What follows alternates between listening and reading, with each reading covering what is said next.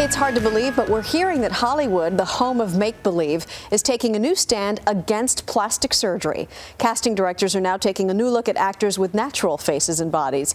And here to take a closer look at that are psychologists Jennifer Hartstein and Bradley Jacobs, senior editor at Us Weekly. Good morning to you both. Good morning. Bradley, let me start with you. You're an insider in the business. Why do you think we're seeing this trend away from these perfectly plastic surgeried out actors?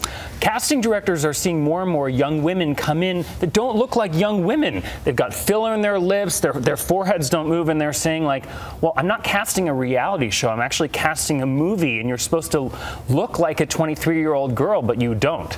So that's the trend. Do you think shows like Mad Men, where you see all these fabulously natural women who are beautiful, are having an effect on this, Jen? I absolutely do. I think that we're looking at this show that's a really popular show where women are women, and there is a real appreciation of that. Christina Hendricks is a curvy woman. She's gorgeous. Gorgeous. Who embraces her femininity, who embraces her body, and I think even looking at some of the fashion houses are going to looking at more curvy women and appreciating that, which is really what the real woman in the world is much more like. We aren't clothes hangers. Exactly, and we're seeing that some women who are natural have had fabulous careers. When we think of young women like Keira Knightley and Natalie Portman, they're perfect as is, and I wonder if they wouldn't have been as successful if they had plastic surgery, Bradley. It's true. I mean, there's a difference between an actress like a Natalie Portman and a Keira Knightley. They do fine work, they're in period dramas, they're in real movies, and what you see more and more in entertainment these days, which is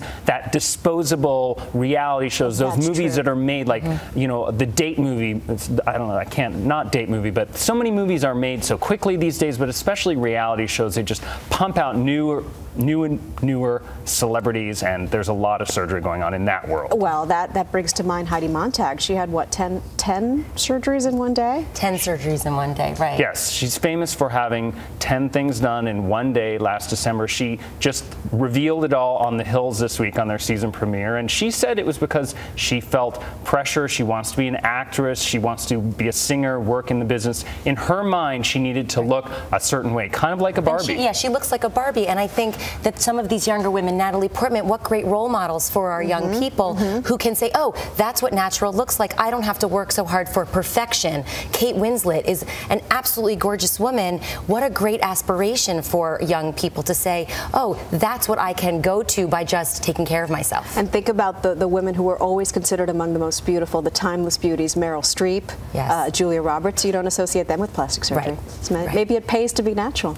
It might. Maybe literally for once in Hollywood. For Julia Roberts, it has. Yeah. I mean, what's interesting, though, is for women who are a little bit older, like 40 plus, working in the business, people sort of do expect them to get a little bit of work done, but they need to not. It needs to not be obvious. You need to not be able to tell. So there's a difference between good plastic surgery and bad plastic surgery once you get past a certain age.